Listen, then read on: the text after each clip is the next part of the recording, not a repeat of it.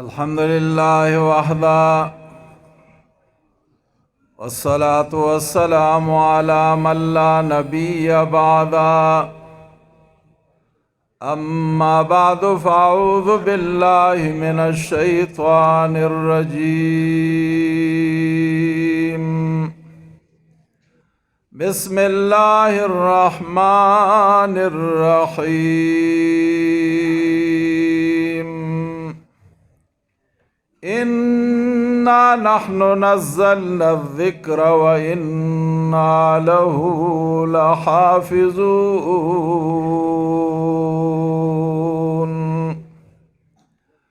قال النبي صلى الله عليه وسلم خيركم من تعلم القرآن وعلمه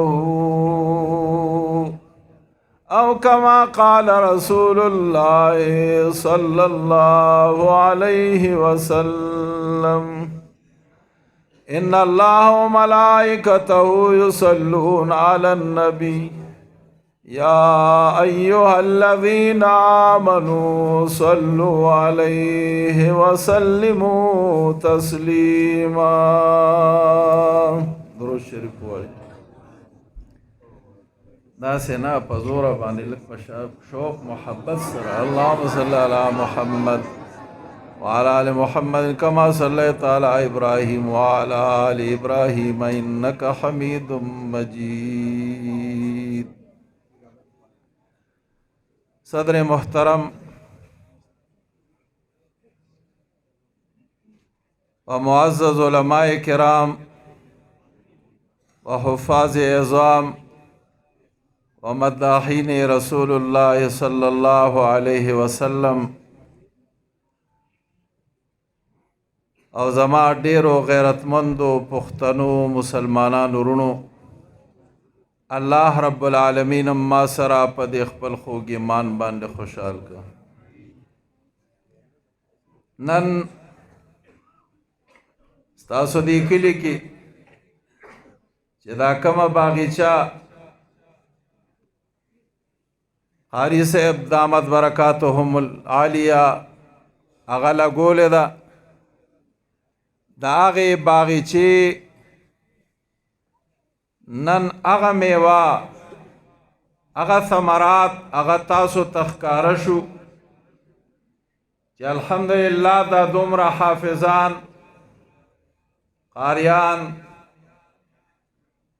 او دا د قرآن عظیم ناظره کوونکي دا خیسته او ښکلې پټکي په سر نن دغه ګلان تاسو ته مخامخ دي او دا د کال ثمره تاسو ته اړوندې ده.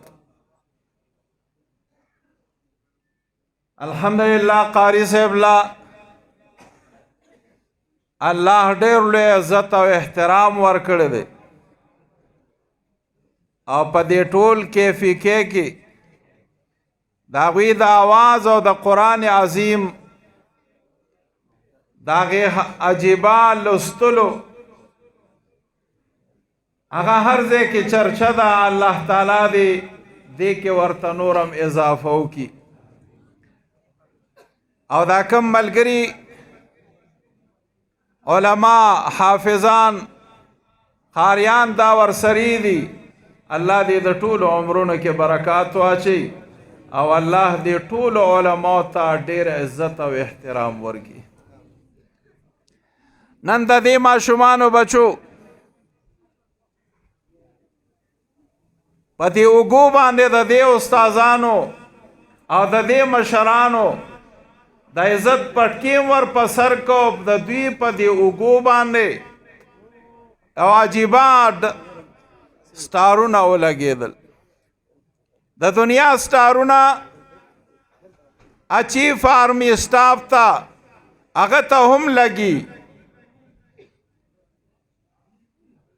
او د صوبې د پولیس مشر هغې ته هم لګي نورو ته دا ټولو ته دا سټارونه لګي خو لیکن دا دنیاوي سټارونه دي یا خو به دې ریټایر شي هغه سټارونه به د هغه نه لاړ شي او یا به وفات شي په وفات باندې به دا سټارونه د اوږې نه کوز کی. لیکن الحمدلله نن چې دی طلباو ته د قرآن عظیم دی لوستونکو ته کم سټارونه په دې اوږو باندې ولګېدل دا داسې ناشنا او عجیبه سټارونه دي چې دا به په زنکدن کې ورسرې وي، دا به ورسرې په دې قبر کې وي، دا به ورسرې په میدان د محشر کې وي، دا به ورسرې په تله د میزان کې وي، دا به ورسرې په پل صراط باندې او دا به ورسرې په جنت کې هم دا سټارونه لګېدلي وي. زه دې ټولو ته مبارکبادي پیش کوم چې نن داسې د خوشحالۍ او داسې عجیبه ورځ ده په تاسو باندې چې د دې نه بله لویه خوشحالي نشته.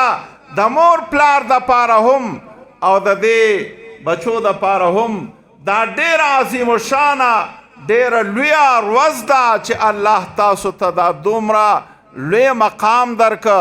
الله تعالی دې دا ماشومان بچي دا قاریان کم د سبع قاریان دي الله دې هغوی ته نور هم ترقي ورکړي او دې حافظانو ته دې الله تعالی باعمله علم نصیب کړي.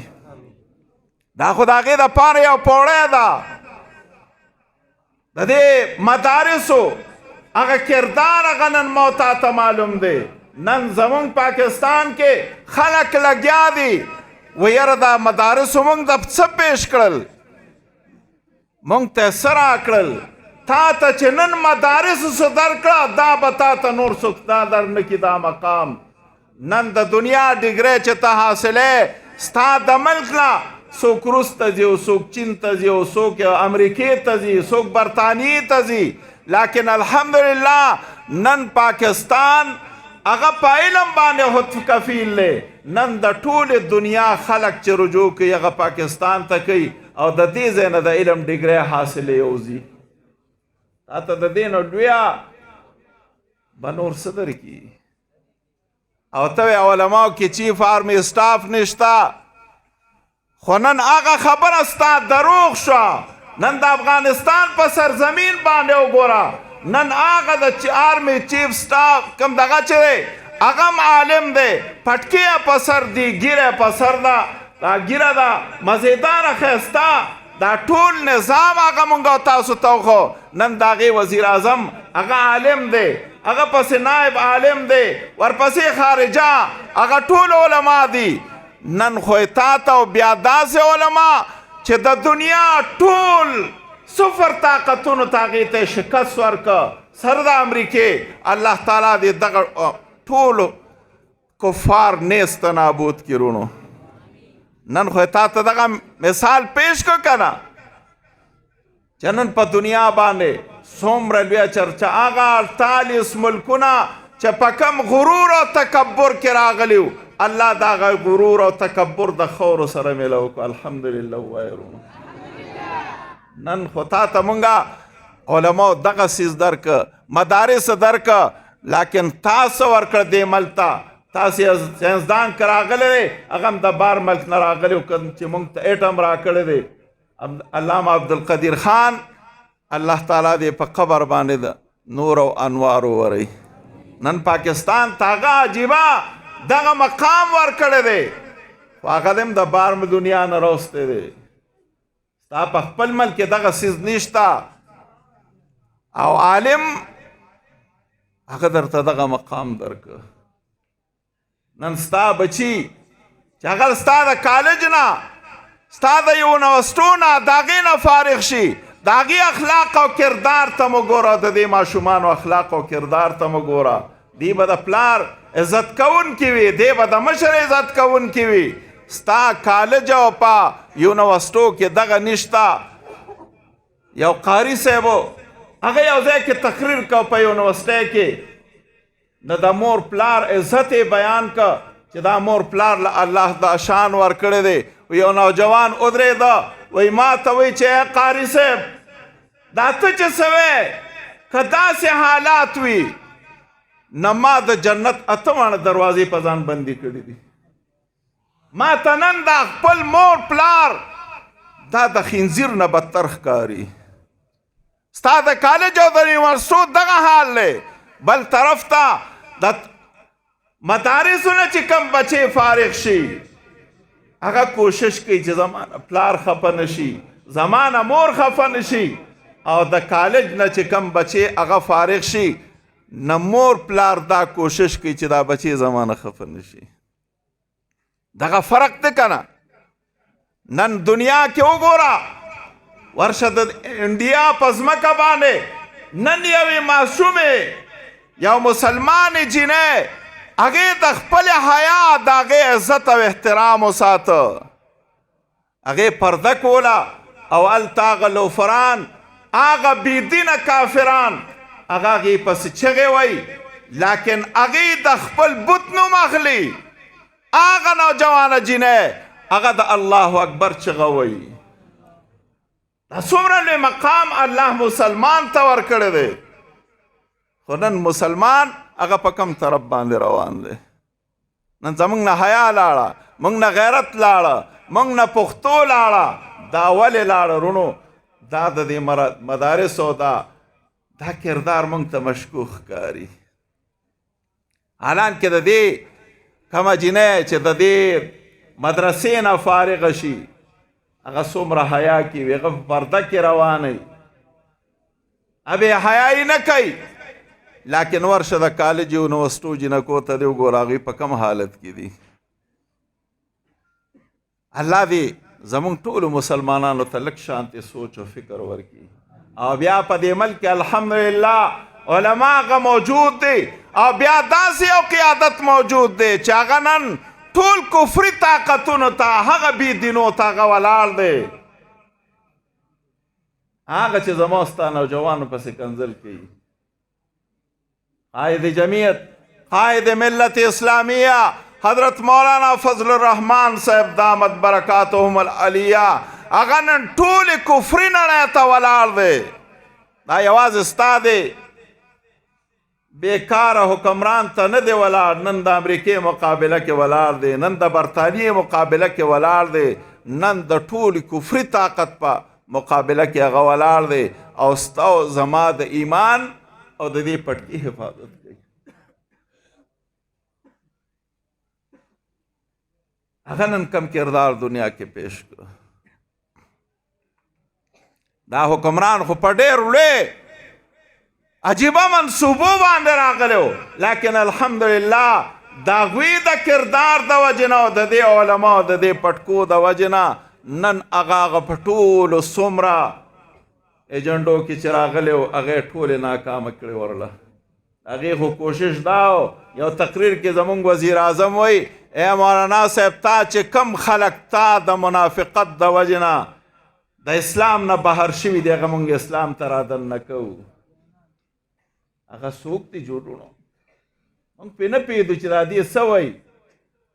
قادیانې دا یو عظیمه فتنه ده. دا د روسي نه خطرناکه فتنه ده، دا د انګریز نه خطرناکه فتنه ده، دا د هندو نه خطرناکه فتنه ده.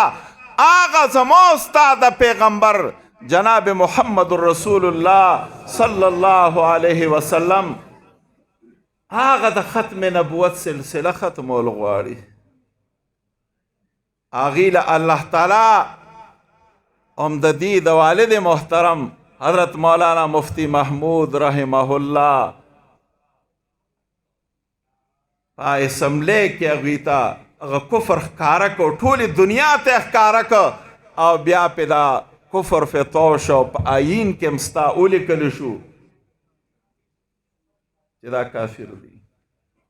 نن هغوی کوشش دا کوي چې دا آیین ختم کړي، کله یو څه یادوي کله بل څه یادوي، لیکن عظیمه ایجنډه د هغوی دا وه چې دا به مونږ د قادیانې به د آیین نه وباسو، او د دې په ځای به مونږ دا لیکو چې دا مسلمانه فرقه ده.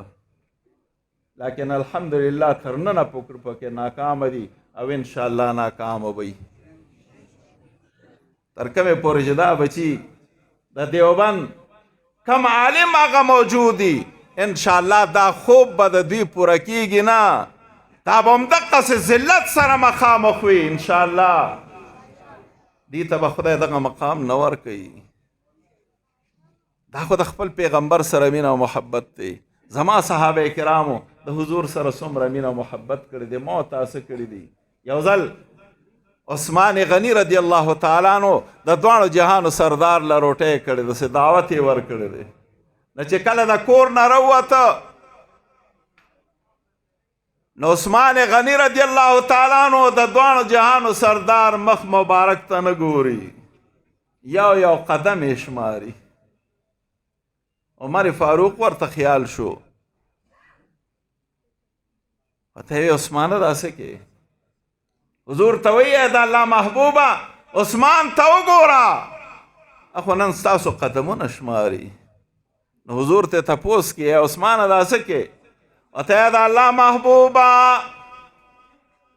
ما نن ځان باندې لازم کړي دي چې څومره قدمونه د دواړو جهانو سردار د خپل هغه مقام نه چې کور دی څومره قدمونه یې راواغېسته او زما کوره پورې راغی. نن به ما دا په ځان لازم کړې ده چې په هر قدم به یو غلام ازادومه.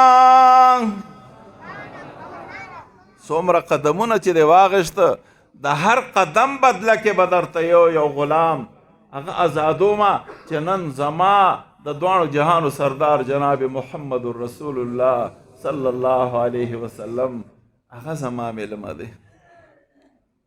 یو عالم دی هغه ډېر زیات عجیبه دغه به یې کول، خیراتونه به یې کول، خلک به عوام به راته روټۍ به خوړه. تله به یو ځل د دواړو جهانو سردار جناب محمد رسول الله صلی الله علیه وسلم کې ورته خوب کې راغی، ورته ای د الله بنده تا خو د هر چا میلمستیا د الله میلمستیا دې وکړه، د الله د میلمنو میلمستیا دې وکړه، خو لیکن زما میلمستیا دې نه ده کړې.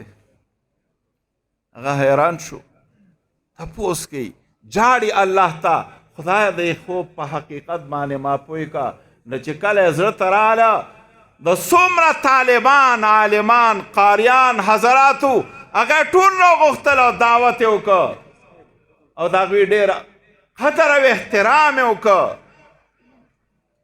نو هغه زړه ته تسکین میلاو شو چې ما د محمد رسول الله صلی الله علیه وسلم میلمستیا وکړه.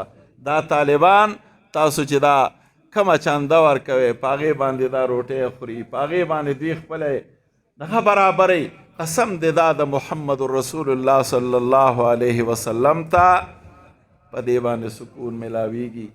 الله دې دا مدرسه تا قیامت پورې قائم او دائم وساتي.